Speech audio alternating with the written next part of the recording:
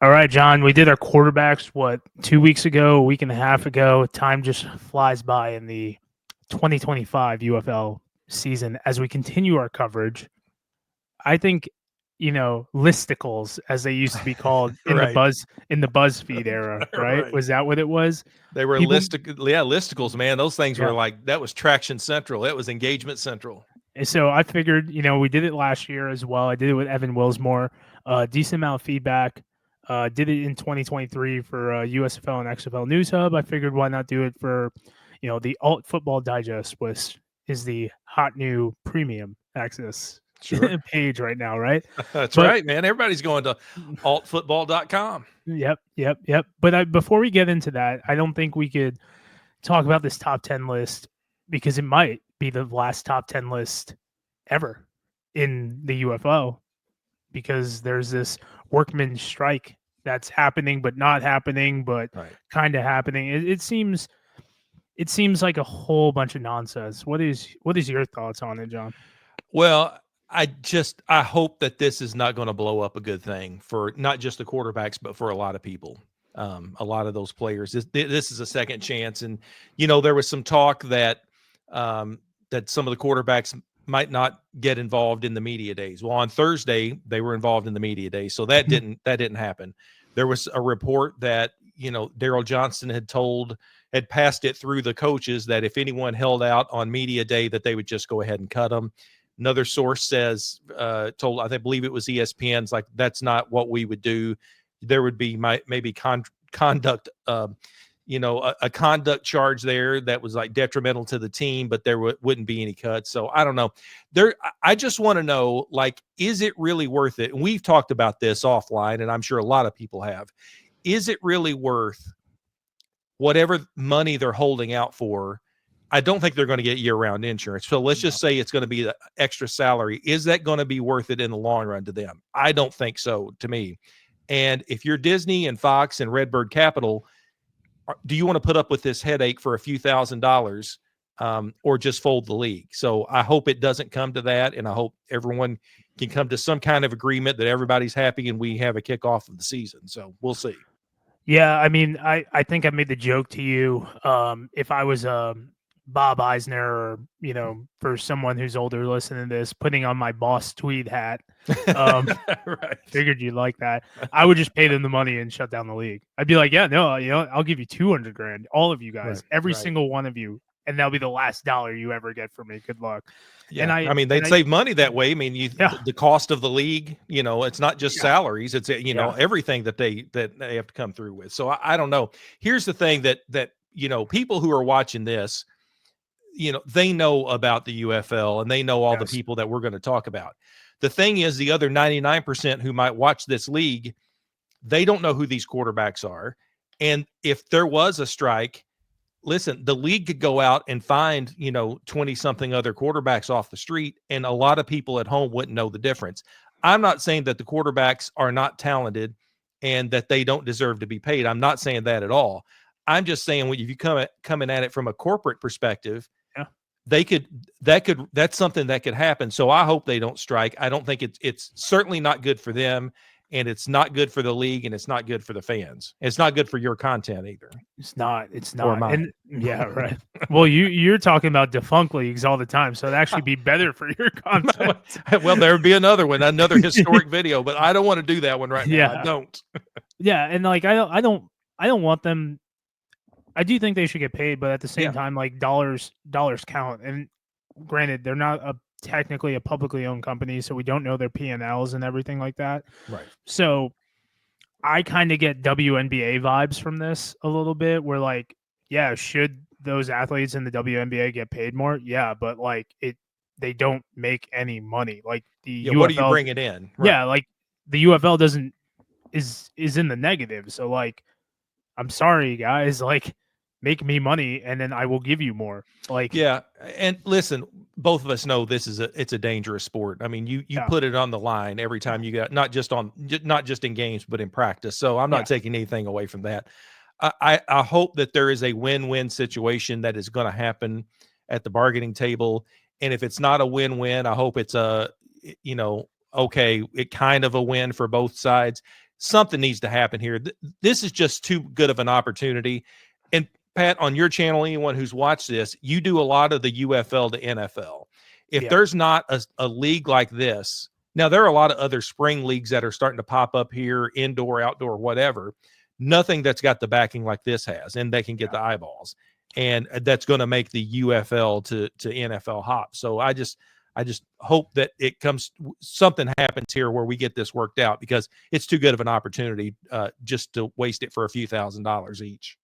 My caution to any players that are listening to this, or anyone who's fully invested in the league or whatever, be careful who your leaders are.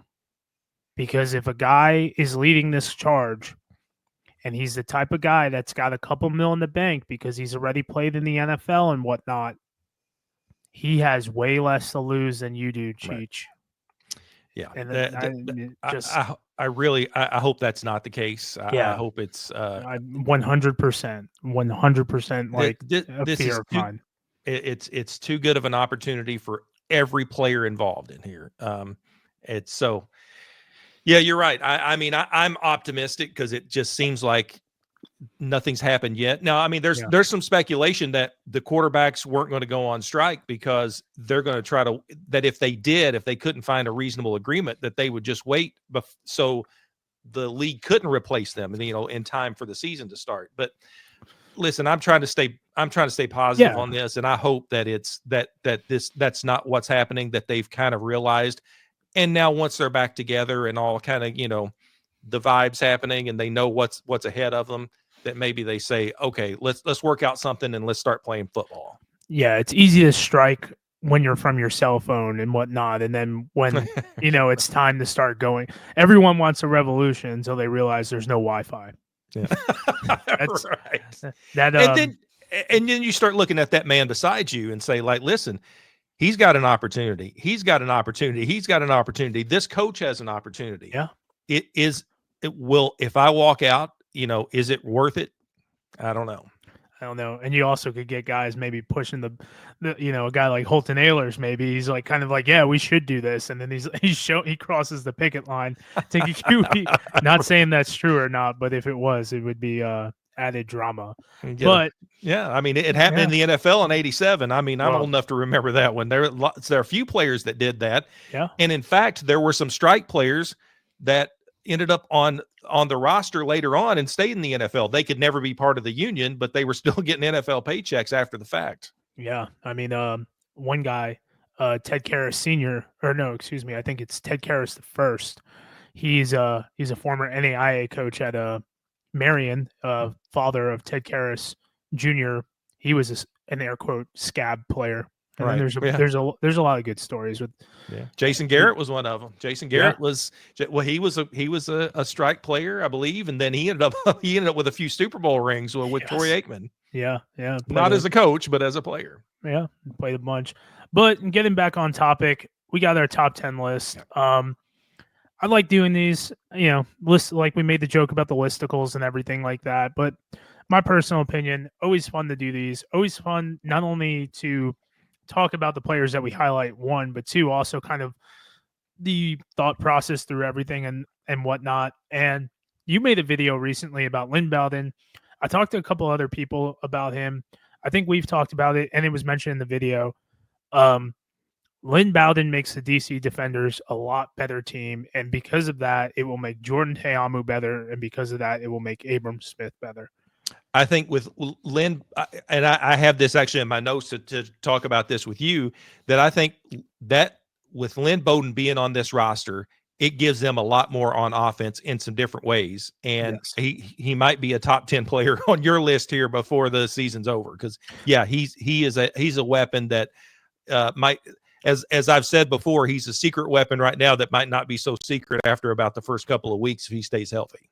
I just think the amount of attention that he's going to garner is really going to make a lot. It's going to open up their running attack a decent amount. And that's going to allow Abram Smith, who has spent the last year rehabbing, who rushed for almost 800 yards in 10 games in the regular season, and then added a couple more in the postseason during their championship run. I had Abram as my number 2 player last year. I think he was ready to explode. If he drops out of my top 10, not surprised. But I think based off his baseball card, if he just plays up to that, he's putting together another all UFL season.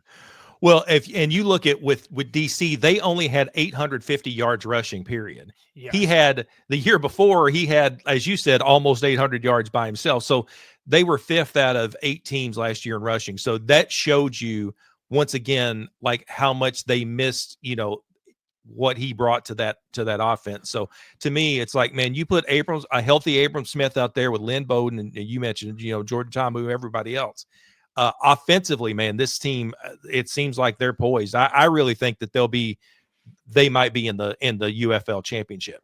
I mean, I hope so. I mean, it was a very big disappointment last year to see the regression. And, I talked about this in nauseam. You had retirements upon retirements, guys going to the NFL, injuries and whatnot. It put a lot of pressure on Teamu, and it never really seemed like they could get comfortable and whatnot. And he had games where he struggled, but obviously having an all league running back makes your life just a tad bit easier.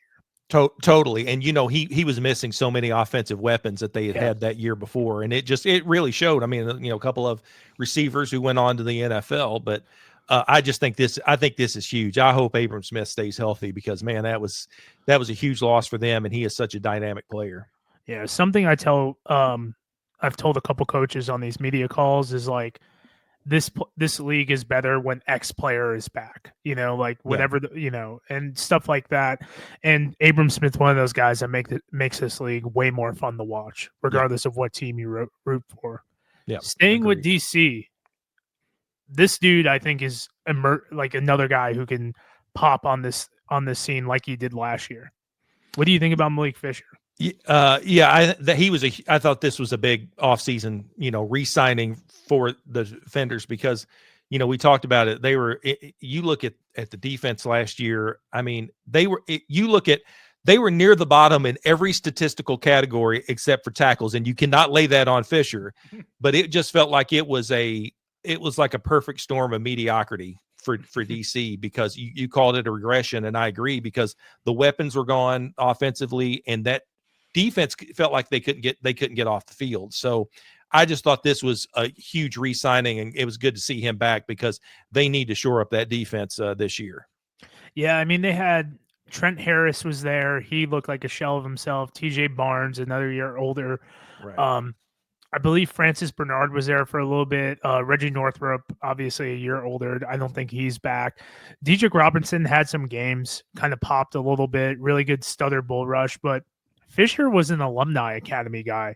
And that's kind of the best thing about him is, there was a lot of controversy with the alumni academy, but, Fisher was able to make that investment, didn't play much in 2023, and then explodes for 7 sacks in 2024. Yeah. So a good pass rusher, still young, good dip, good bend at the hips, able to use his hands, spent some time with Houston, really thinking that hopefully that extra coaching and development he had in the training camp really translates onto the field and then makes once again this DC team that much more fun to watch. Yeah, I think he's a huge addition to that defense. Like I said, there's just they needed it. They need him, but he also needs help, and I hope that they have that kind of help coming in to help that defense because it struggled last year for sure. 100%. Going to number 8.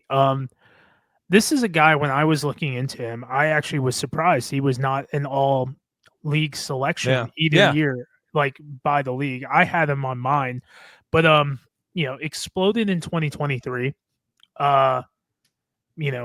Obviously gets injured with Houston, leads the league or co-leads the league in receptions, over 600 yards receiving, kind of gets snubbed, and then going into 2025 after some NFL stints. I think the sky's the limit for this young man. Still young. I was shocked that he wasn't in an NFL training camp until August. I mean, every day I just kept saying they hit. I was reading your stuff, the UFL to NFL pipeline, and I'm like, where is Jontre Kirklin? Because it's like, and then he got, I think it was San Francisco. He was only there for a few weeks, and I just kept waiting for his name to come up somewhere else. To me, he was one of the best, if not the best, receivers in the league, and and he did it with a couple of different quarterbacks. So to me, it's like any quarterback would want to be on the field with Jontre Kirkland out there. And I just thought his re-signing was, for him to come back. And I know he would certainly like to be in the league, and that's what it's about. But for him to come back, it seems like this makes this, it's easy to say, but it does make them a better team. Yeah, 100%. He's still young. That's the biggest thing is guys got tread on his tires, dealt with some injuries at LSU. He was a part of that Justin Jefferson. It was Jefferson and Jamar Chase down there for a couple of years and whatnot. I don't care if it's Mon, Guarantano, Hogan, whoever's playing quarterback back there. If they can find him on some drag routes, some smash concepts and whatnot, they'll be able to utilize this guy's skill set. And at the end of the day, we'll see another 50-catch season for 600 yards. And hopefully it's done right by him to where he earns an all UFL selection from the league. He should have been there last year. I agree. 100%. A little disheartening, but won't make those decisions, Well, the big thing for me personally is I'd like to make some actual nice hard copy like certifications for these guys. If we do an all website team at the end of it, that'd be pretty nice in my opinion. Yeah, I think he'd make it. This guy might make it too. Yeah, I mean, so last year I thought that Luis Perez should have been the all UFL quarterback, but Martinez should have been the MVP personally. Yeah, I mean, again, we've harped on this for a while, but when you look at his resume for all the spring league, I think he's played in every spring league. He last year had his best statistical season, and which is just crazy to think, but that was so overlooked because Arlington wasn't very good. I mean, defense wasn't very good. So, but yeah, I think you're right. I mean, he should be. I mean, he's a guy. Luis Perez is a guy who will make teams better.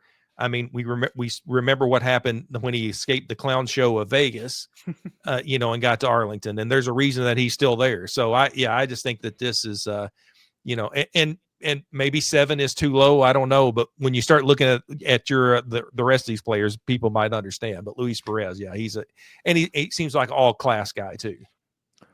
Yeah, I mean, for me personally, like you said, hits the intangibles off the field. Hits the intangibles on the field, constant professional, and just continues to rack up yards and wins. And I mean, with them having hopefully shoring up their defense a little bit, makes his life a little bit easier. Yeah. And at the end of the day, we'll see a solid 6-4, 7-3 season with a playoff run. And I think that's 100% within the scope of his capabilities. Agreed. Number 6, I didn't have him on my top 10 last year, and I probably should have. That was this dude is a long, strong receiver, can make the hard plays, drops a couple passes, but at the end of the year, you look at the stats and you're like, oh my. Ugh. Well, led the league in yards, per game. I think a lot of that though is he's got speed and he gets separation. And as you said, he is long and he's strong. I think the question for Hakeem Butler this year is can he get some chemistry with this whoever the new quarterback is? I think it's going to be Max Duggan. Yeah. But offensive player of the year last year, and I think he's an all-world talent, but I think a lot of that was because AJ McCarron could find him in a lot of different situations. It's interesting. I think this is fair for him to be number 6.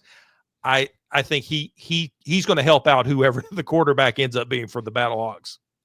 If they're able to really work him inside, and if Blake Jackson or Andy Isabella could go opposite Mims on the outside, and you have this dude on the slot, like your 5'9", 5'10", typical slot corner, right? This dude, I would just run 8-yard in routes.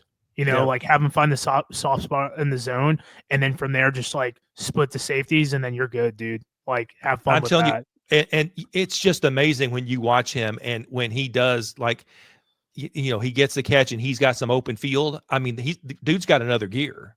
you think someone that big, built like the tight end, Yeah. but he's not. I mean, he's super fast, and he's a big reason I think that St. Louis does what they do. Yeah, no, he's definitely a huge asset. And the Mhm. fact, regardless of everything that's going on and whatnot, the ability for him to kind of just ease the transition. I don't know about his NFL window and whatnot, but he's able to ease the transition for this next group of Battlehawks. I think that it's going to really make life a lot more convenient for everyone in that room personally and on that offensive side of the ball. No doubt. No doubt. He's whoever the quarterback is, he's going to help him out. Yeah. Man, this one could be a big dropper for me, but I wasn't ready to bail out. I almost put Mike Rose here, but Mike Rose can't stay healthy. Yeah. I like Willie Harvey, man. I thought he was going to catch on with the Cowboys because he had some opportunities there in the offseason. He was such a big part. People might not remember because and rightfully so, the St. Louis Battlehawks offense got all the headlines, but man, they did a lot of things on defense last year and like really revamped that whole defense. And Willie Harvey was a big piece of it as he led the league in tackles and second in TFLs and forced fumbles. So guy was all over the place. That's why I thought like he's a next level player. I think the knock on him was size, but still he proved a lot of naysayers wrong, man. I like Willie Harvey, and I think he's going to be key for the Battlehawks again this year. I think he was a lot better in coverage than people gave him credit for. I think he looked I think he looked a little bit leaner. Something I talked with Boogie Roberts about the other day was, you play in 2020, you don't play in 2021, you're back in 2022. And then in 2023, Boogie obviously puts together that really good all USFL season. I think a lot of these guys fall into that same mantra where they're out of the league for a year. They play in 2023. They're like, okay, this is what I got to do to get my body right. And then in 2024, they're back at it and they're ready to go and whatnot. So like, I definitely see like with Harvey, kind of like Malik Fisher, having the extra training camp, having the extra time to kind of fine tune with different coaches and whatnot, seeing things from different perspectives. I think that could really translate for him to make it to another all UFL season. However, do I think it leads to an NFL contract? I don't know. It's kind of hard being an age 28, age 29 linebacker in the NFL. Yeah, I mean, I think there are some coaches out there and front offices that might say too old, too much tread, not big enough. There's a lot of things, but I mean, I'm glad he's doing it on this level and that we're getting to see him. Now, I don't think the Battlehawks are going to be as good as they were last year or even the year before, but I think he's going to be a big key on this defense for sure.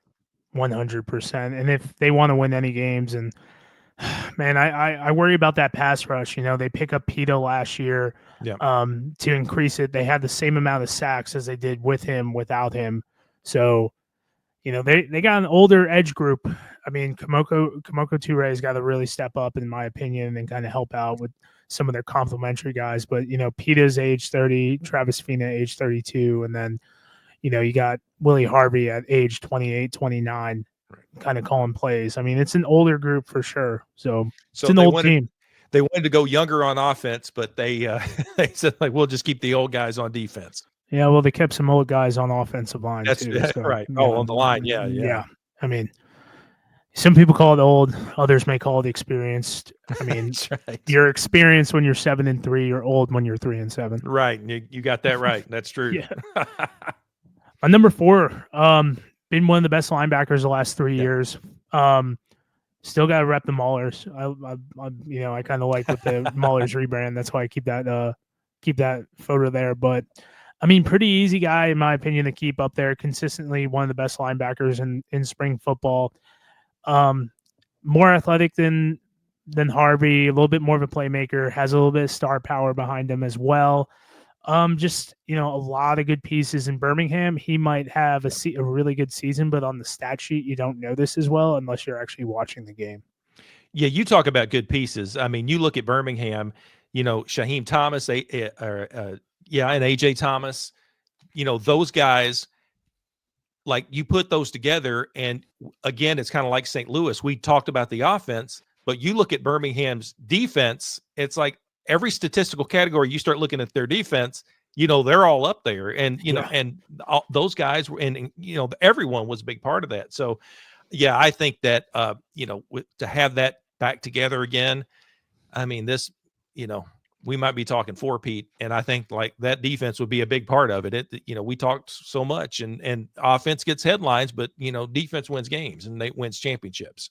Especially on that defensive line, it just felt like every Yeah. week there was another guy who had a 2-sack game, Right, or right. even a 3-sack game. And I mean, they've reloaded, they've revamped, whatever you want to call it, and these guys are ready to play. And Yeah. I'm, it's kind of the opposite for me, kind of like how the Patriots and the Chiefs were dynasties, but it was the same guys winning. Birmingham's fun because it's like every year it's a new group of cats who are becoming stars. And I think I'm in on the Birmingham train. I kind of want to see year 4. Just like a little bit hurt with Jamar not being around. Yeah. Because I wanted them all to have a couple of those guys to have 5 rings. But I think for Skip Holtz is like I'm a pretty big Skip Holtz homer right now. So let's go for 4. Might as well. And he talked about that when he addressed the media Thursday. He talked about this is what you want to see. You want to see turnover in your team because it means that you're doing something right, teams are doing something right, and these players are doing something right. Yeah. So it was a lot. And he had to, there was a transition period there where he was acting as general manager too until they got a new GM. So he was able to keep some of these guys and sign some free agents, and then they finally got a new GM in. So he's been doing it all. I think he's kind of happy just to be focused on football now on the field. Well, I was really hoping that they'd bring Jamar in as a coach because Skip Holtz wears 3 hats with the OC, QB coach, and head coach. So, we're talking about money earlier. A little bit freed up cash capital right there. Sure. And he made the comment, we've heard it a few times, like Jamar stepped away from football. So I don't know what all happened behind the scenes. I mean, Jamar, and we talked about it, I think, a few weeks ago. It's like, Jamar just had a kid. Did he really want to do it anymore? I don't know. So, but whatever it is, I hope he's got a championship, and I hope he's happy. And I know Birmingham was happy when he was there. 100%, as was many people in the league. Yes. Sticking in Birmingham, one of the edgier guys in this league, Jace Sternberger. The numbers don't lie. Right. He was all UFL in 2024. And you think about this, he was not targeted as much as some of the other top receivers, but man, when he made the most of when he got possessions, and because Stallions had a pretty nice receiving core. So not to Ricky Person and CJ Marable carrying the load there on the ground too. So he was a big piece of it. But he's not a safety valve player. He's not one of those guys. I think he's like a really big key in the offense, and no matter who the quarterback is, and I think we do know who it is, he's going to be valuable to the Stallions offense again this year. And you're right, he likes to talk too, so that's another good thing. He's got a big football personality.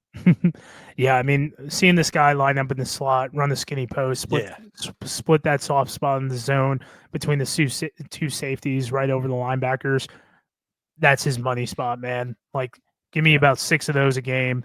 This dude has continued to just make plays. He's been fun to watch. And honestly, with kind of Canella coming back, Cody Latimer taking this, retiring and whatnot, Jace is the guy of the tight end in the UFL. I mean, the tight ends in this league have been so good. And, I really think in 2023, the tight end play of the USFL was pretty supreme. I mean, boy, there were some. I mean, there are small stars in the USFL for sure. In the 2023, Sage Surratt, Jace, obviously, Seibert and Mason Stockey, Josh Peterson. It was only, and I looked it up recently, it was only the New Jersey Generals had less than 20 receptions. Wow. Wow. In their room. And I mean, it was nuts, that position group. So seeing Jace come back for a 3rd year, still got a little bit of that pep in the step and whatnot. I think with the quarterback that he could be working with, it's prime for a big year. It's prime for a 35 plus 500 yards plus type season that we've seen him. I'm so excited to see Birmingham's offense this year. I mean, Oh yeah. now, that's assuming that Alex McGough is able to, regain his form that he had. But, talking with the media Thursday, he's like, it's kind of like riding a bike. So we might even talk about McGough here before we're finished. Maybe. I don't think I've given this man enough respect. I've put him on my all league teams, but when you really break down, take his stats out of it, and the changing factor for me is when he is getting double teamed. It was 2023 when they just signed Levi Bell. Levi Bell had 4 sacks, like within 3 games, 4 games, once he started playing with Speaks. And Speaks had they kind of shaded more protection towards Bell, and then Speaks had like a 3-sack game in like week 9 or week 10 in 2023. Last year, Defensive Player of the Year. It seems like this league is on easy mode for Breeland Speaks, and obviously, when you're a second-round pick from Ole Miss, it kind of makes sense.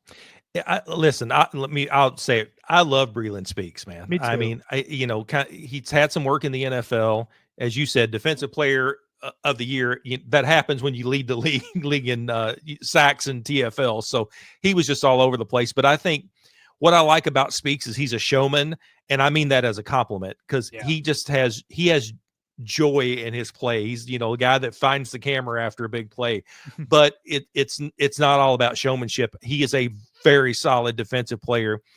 I think off the field he has learned from a lot of his past mistakes, and he turns 30 this year. This might be the last go around for him, but I think that he belongs at the number 2 spot, and I think he's going to do big things for the Panthers, who I honestly last year totally underestimated offensively and defensively.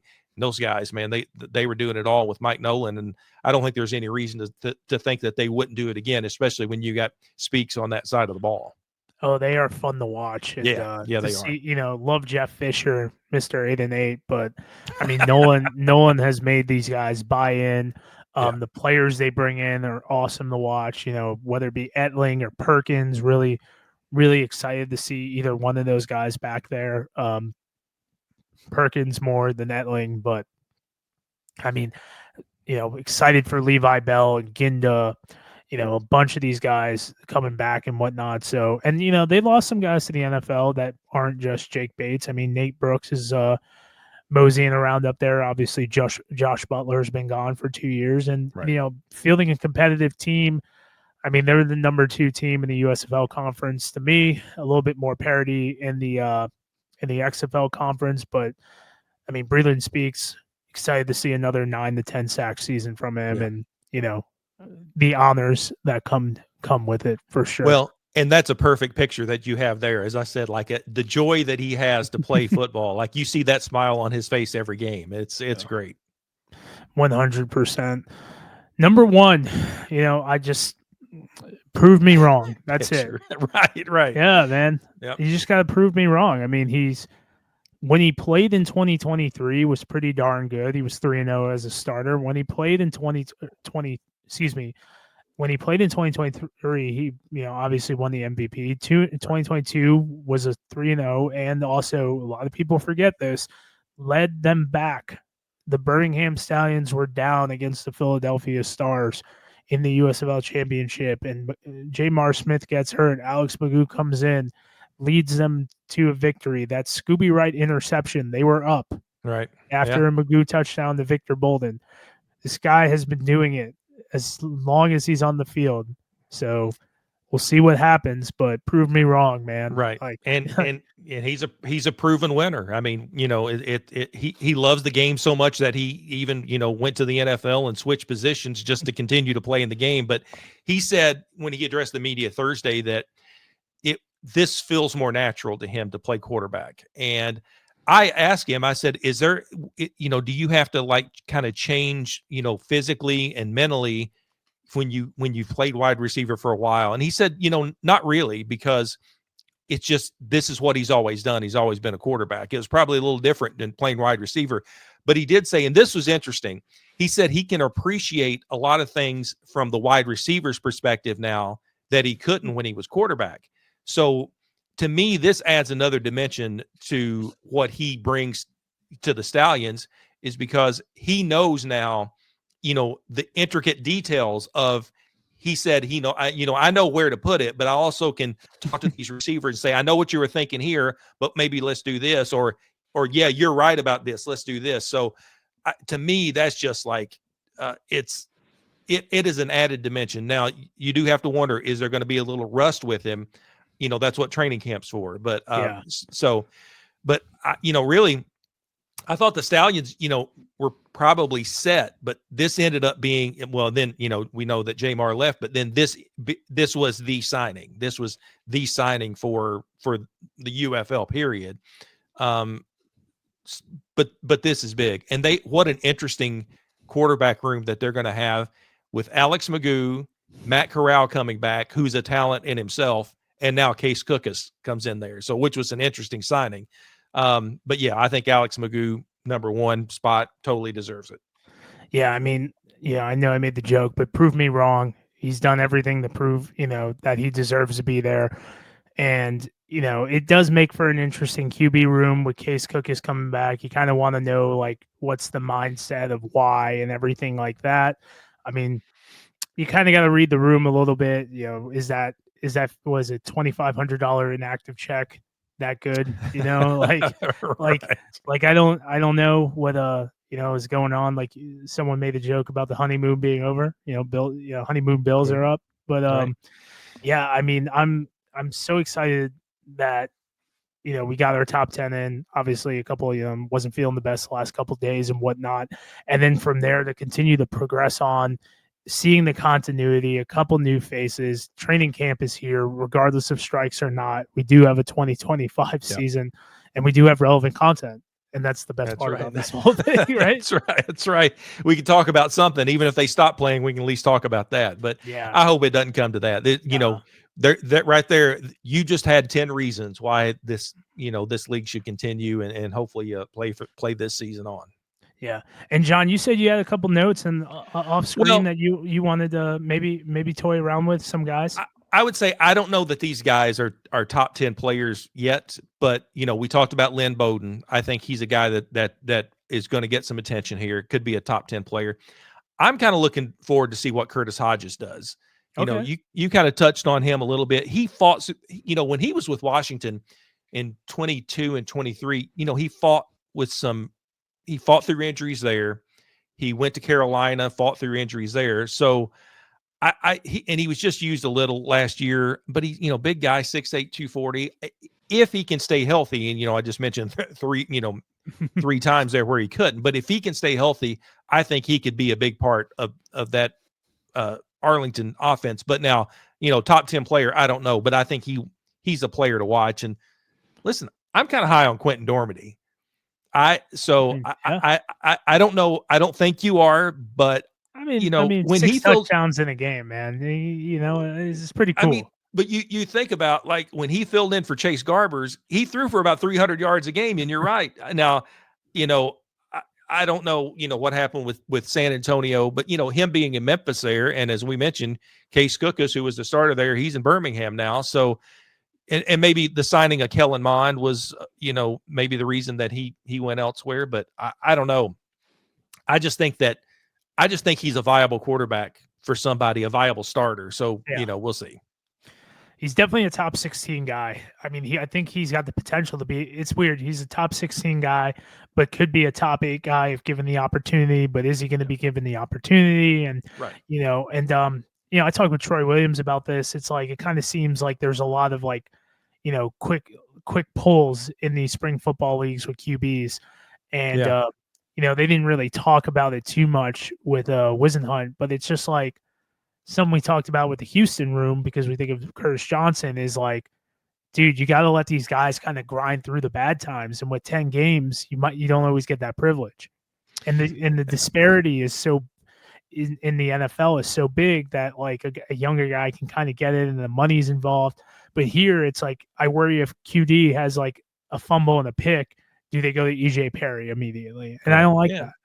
I think Wisenhunt is a better coach than that. I hope, I'm not sold on Houston. I don't think they're going to be any better. I mean, will they go from, 1 win to 2 wins. I mean, maybe, or whatever. I don't know, but and that was one of the reasons. I just thought, like, it felt like CJ was playing Madden. Sometimes he'd just get upset and pull somebody, and then sometimes not know what the down and distance was.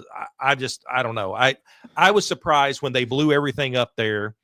We all were speculating, like, who's going to be the new Houston coach now. They blew everybody out, it felt like, except him. So I don't know. We'll see. But yeah,